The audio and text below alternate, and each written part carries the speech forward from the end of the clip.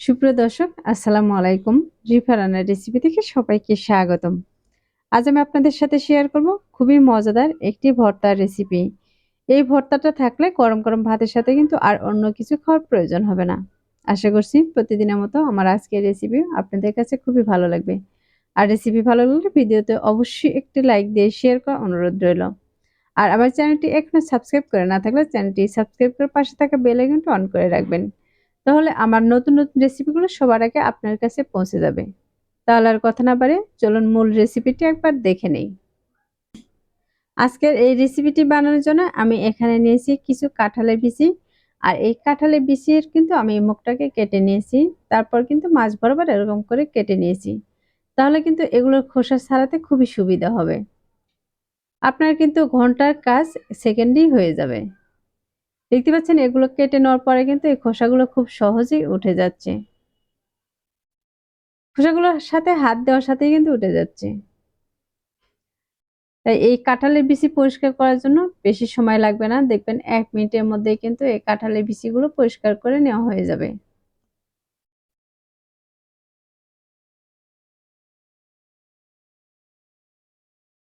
আমার এই কাঁঠালের বিচিগুলো পরিষ্কার করে দেখে কিন্তু বুঝতে পারতেছেন যে কাঁঠালের বিচির এই খোসাটাকে হাত দেওয়ার সাথে সাথে কিন্তু এগুলো উঠে যাচ্ছে।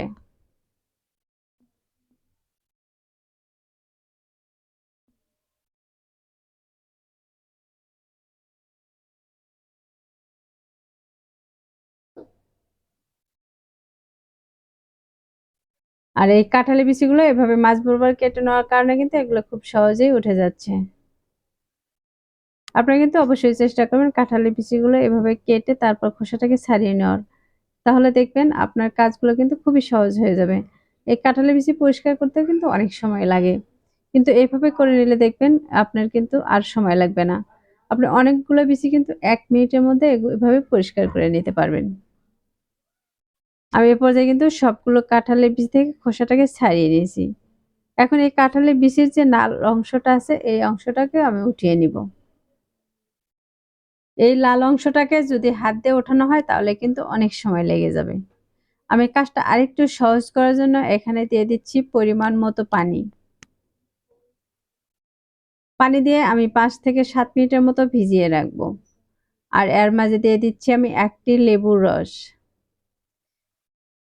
৬ থেকে ৭ মিনিট ভিজিয়ে রাখলে কিন্তু দেখবেন এই খোসাগুলো কিন্তু খুব সহজেই উঠে যাবে।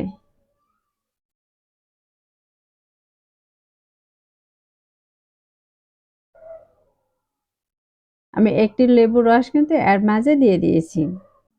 এখন এটাকে কিছু সময়ের জন্য ভিজিয়ে রেখে দিব তাহলে দেখবেন এগুলো কিন্তু খুব সহজেই উঠে যাবে।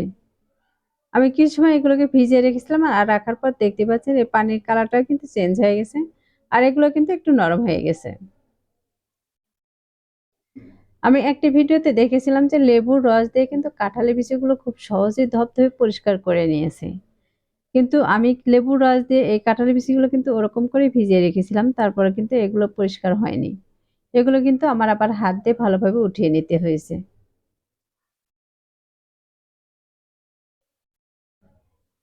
এ পর্যায়ে দেখতে পাচ্ছেন এগুলো কিন্তু খুব ভালোভাবে পরিষ্কার হয়নি। এর সাথে কিন্তু অনেকটাই রয়েছে।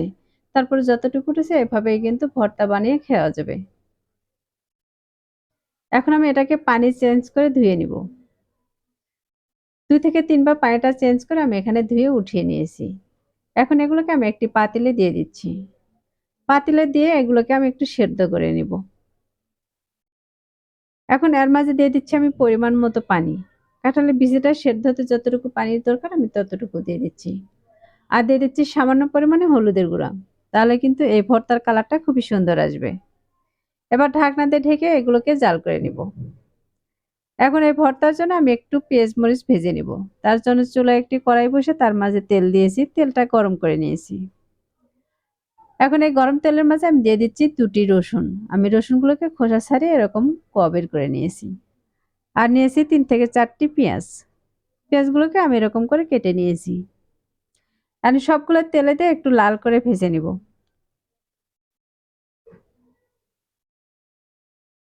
আমি পেঁয়াজগুলো ২ থেকে ৩ মিনিটের মতো ভেজে নিয়েছি। আর ভাজার পরে দেখতেই পাচ্ছেন এই পেঁয়াজের কালারটা কিন্তু একটু চেঞ্জ হয়ে এসেছে।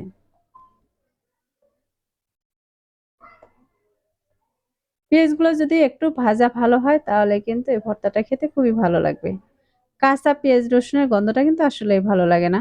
যে কারণে আমি এগুলো কিন্তু একটু ভাজা পেঁয়াজ দিয়ে ভর্তাটা বানিয়ে নিব। আমার এগুলো ভাজা হয়ে গেছে। এখন আমি একটি বাটিতে উঠিয়ে নিচ্ছি।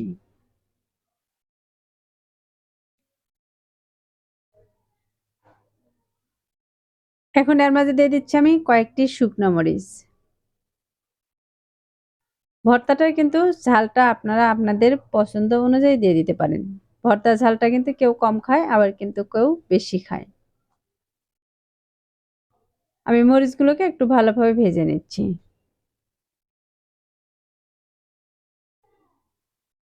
এ পর্যায়ে কিন্তু এই মরিচগুলো ভাজা হয়ে গেছে আর ভাজার পরে দেখতে পাচ্ছেন মরিচের কালারটাও কিন্তু একটু চেঞ্জ হয়ে এসেছে।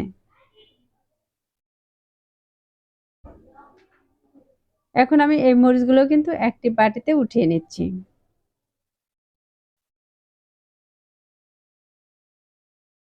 এখানে কিন্তু আমি ১ পিস মাছও ভেজে নিচ্ছি। এই ভর্তার সাথে আমি এড করে দিব।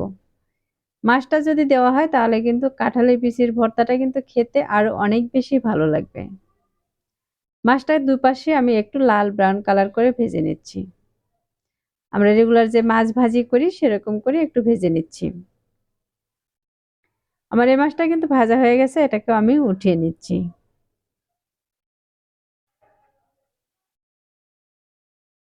আর এই পর্যায়ে যে কাঁঠালের বিচিটা আমি সেদ্ধ হতে বসিয়ে দিয়েছিলাম সেগুলো কিন্তু সেদ্ধ হয়ে গেছে।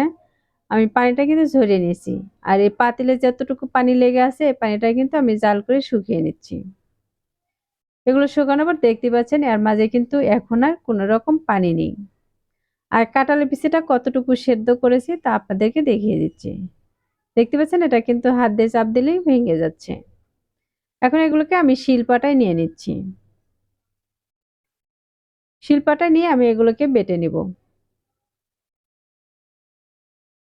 আমি এই কাঁঠালের বিচিগুলো কিন্তু একটু ভালো করে বেটে নিব। যেন এর মাঝে কোনো রকম দোলাভাব না থাকে বা আস্তে আস্তে না থাকে। আমি কাঁঠালের বিচিগুলো কিন্তু একদম ফিনিশিং করে নিয়েছি। আর দেখতে পাচ্ছেন এটা কিন্তু বাটার পর একটু আঠালো হয়েছে। এখন আমি যে মাছের পিসটাকে ভেজে রেখে দিয়েছিলাম সেই মাছের পিসটাও আমি নিয়ে নিচ্ছি। আর এই মাছ থেকে কিন্তু কাঁটাগুলোকে বেছে নিতে হবে। নয়তো কিন্তু ভর্তাটা খেতে ভালো লাগবে না, কাঁটা বেঁধে যেতে পারে। যার কারণে মাছ থেকে কিন্তু কাঁটাগুলোকে আমি আগেই আলাদা করে নিচ্ছি। আমি মাছ থেকে কাঁটাগুলোকে ছাড়িয়ে নিয়েছি আর এই মাছটাকেও আমি শিলপাটায় দিয়ে বেটে নেব। মাছটাও কিন্তু শিলপাটায় বেটে নিয়েছি। এখন যে মরিচটা আমি ভেজে রেখেছিলাম সেগুলো থেকে বোটাটাকে ছাড়িয়ে নিচ্ছি। আমি এখানে যে কয়টি মরিচ ভেজে নিয়েছিলাম সে কয়টি কিন্তু দিয়ে দিচ্ছি। আমি আবারও বলছি আপনাদের কাছে যদি মনে হয় ঝালটা কম হবে তাহলে কিন্তু আরো কিছুটা মরিচ দিয়ে দিতে পারেন। আর তার সাথে দিয়ে দিচ্ছি স্বাদ মতো লবণ। লবণ দিয়ে আমি মরিচ আর মাছটাকে ভালোভাবে বেটে নিয়েছি। এবার আমি কাঁঠালের বিচির সাথে মিক্স করে নিচ্ছি। এ পর্যায়ে দেখতে পাচ্ছেন আমি কিন্তু সবগুলো একসঙ্গে এভাবে বেটে নিয়েছি। আর এগুলো বাটার পর দেখতেই পাচ্ছেন আমার ভর্তাটা কিন্তু একদম রেডি হয়ে গেছে। এখন এগুলোকে আমি হাত দিয়ে আরো ভালোভাবে মিশিয়ে নিচ্ছি।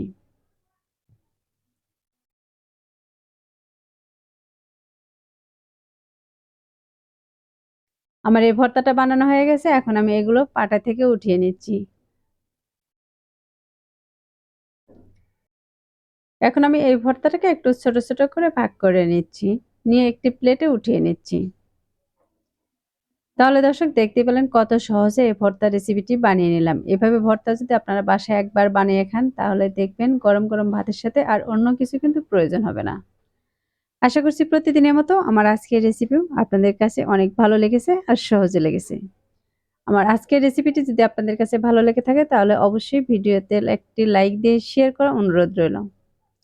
আর আমার চ্যানেলটি এখনো সাবস্ক্রাইব করে না থাকলে চ্যানেলটি সাবস্ক্রাইব করে আমাকে সাপোর্ট করবেন। তাহলে আর কথা না বাড়িয়ে আজকের মতো এখানেই বিদায় নিচ্ছি। সবাই ভালো থাকবেন, সুস্থ থাকবেন। আল্লাহ হাফেজ।